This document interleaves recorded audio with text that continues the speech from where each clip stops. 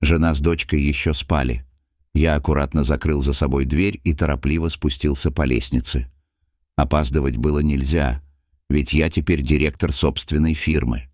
Должен соответствовать.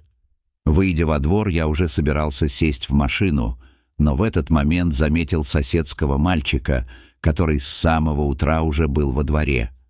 «Иди отсюда! Убирайся!» — кричал он на маленького лохматого щенка, который, положив возле его ног палочку, смотрел своими большими влажными глазами, наполненными любовью к этому маленькому человеку. «Отстань!» — сказал!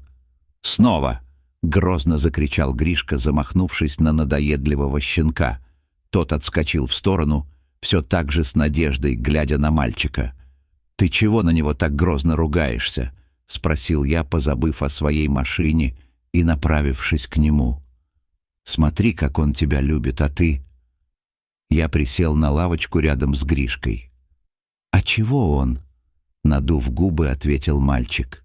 «Не нужен он мне, дворняжка несчастная. Мне родители на день рождения породистого купят, не то что этот». Щенок, как будто поняв, что человек им недоволен, заворчал и лег, вытянув лапы вперед и положив на них свою мордочку. «Породистого, да, говоришь». Я горько ухмыльнулся, вспомнив себя в детстве. «Породистые — это хорошо.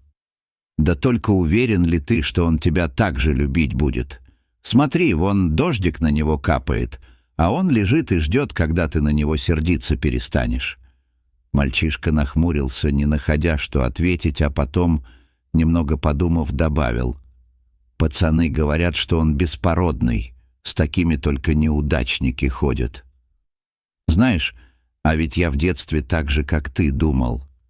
По расширенным от удивления глазам я понял, что мой ответ Гришку заинтересовал. Мы тогда в деревне жили. Знаешь, там много всякой живности. И вот однажды ко мне такой же щенок прибился. Выбрал меня хозяином, вот прям как он тебя сейчас. Кивком головы я указал на щенка, лежащего под мелким дождиком и послушно ожидающего своей участи. «И знаешь что?» «Что?» — нетерпеливо спросил Гришка. «А я его предал». «Как?» Лицо мальчишки вытянулось от удивления. «А вот так. До сих пор себе этого простить не могу», — признался я мальчику. Как сейчас помню, мы с ним целыми днями напролет играли. И умный он такой был, все команды осваивал. Мальчишки мне даже завидовали одно время, но потом вот. «Ну что?» — подгонял меня Гришка своими вопросами, усевшись рядом на лавочку. «А потом одному мальчишке из нашей компании породистого щенка купили. У него даже и паспорт свой был, представляешь?» Гришка, глядя прямо мне в лицо, соглашаясь, кивнул головой. «Так вот, все сразу за ним бегать стали, нахваливать, завидовать, а на моего щенка больше никто и внимания не обращал, какие бы он команды ни выполнял, и даже посмеиваться начали. Дворняжка, говорили, беспородный, как ты выразился». Я улыбнулся, взглянув на Гришку. Он уже ничего не возражал и не спрашивал, а молча слушал мой рассказ и думал о чем-то своем. И вот однажды собрались мы всей компанией на поляне за деревней. Играли, бегали, дурачились, как обычно. И тут Димка со своим породистым щенком пришел. Все опять его начали наглаживать и восхищаться, какой он красивый, умный, дорогой. Обидно мне стало, что все внимание ему. Вот я и сказал пацанам: «Смотрите», а мой новые команды выучил. А те давай смеяться, говорить, что моя дворняжка может только тявкать и блох разводить. А тут еще Лешка взял засохшую коровью лепешку и вместо палочки кинул моему Рексу, а тот и рад. Подумал, что снова с ним поиграть захотели. Подпрыгнул и поймал, будто палку ему кинули. Да так старался, что проглотил кусочек. Как начали пацаны смеяться над ним. «Фу, — говорят, — да у тебя щенок коровьими лепешками питается, значит, и ты такой же». Подтрунивать надо мной начали. Обидно мне до слез стало. Разозлился я и кричу: «Да пошли вы!» И домой зашагал, а Рекс мой за мной побежал, не поняв, что происходит. «И ты, — говорю, — иди отсюда, не нужен мне такой пес, дворняжка несчастная». И, развернувшись, чтобы отогнать его от себя, со всего маха пнул его. Рекс аж подлетел, перевернулся в воздухе и на бок упал. А пацаны вновь смеяться начали, пальцами на нас показывая. А я до сих пор глаза этого щенка. Помню, как он смотрел на меня. Клянусь, он плакал тогда, но не от боли, а от понимания, что он больше мне не нужен. Глаза его были грустные, большие и влажные. Вот, совсем как у твоего сейчас. Гришка посмотрел на меня, поджав губы. И что дальше было? А дальше всю ночь буря бушевала. Дождь лил, а ветер ветки ломал. А мой маленький Рекс неизвестно где находился в такую погоду. Я всю ночь тогда не спал, проклинал себя за то, что прогнал беспомощного щенка. А ведь он меня так любил. Пацанов ругал за то, что смеялись и дразнили. А потом, как только рассвело, я быстренько штаны натянул и, пока родители не видят, побежал на улицу искать друга своего, беспородного.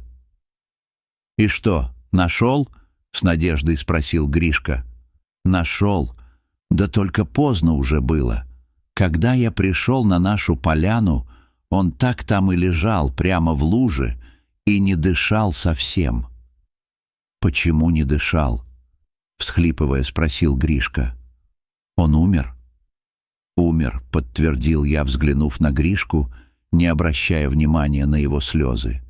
«Я его гладил тогда, просил прощения, гладил и рыдал над ним. Да только он мне уже ничего не ответил. Не лизнул меня в нос, как он это обычно делал, не вилял своим хвостиком и не заглядывал в глаза». «И знаешь что?» «Что?» — вытирая слезы, переспросил Гришка. «Мне кажется, что он не от ветра или дождя умер, а от того, что я его предал». На этих словах я и сам почувствовал, как тяжелый комок подкатил к горлу. «Забавно», — подумал я. 40-летний мужик, глава фирмы, весь из себя такой важный, разрыдается сейчас на лавочке из-за детских воспоминаний. Выдавив из себя улыбку, я потрепал Гришку по волосам. «Так что, брат, не повторяй моих ошибок. Друзей ведь не из-за породы выбирают, а по зову сердца». Мальчишка соскочил с лавочки и, схватив щенка на руки, прижал к груди.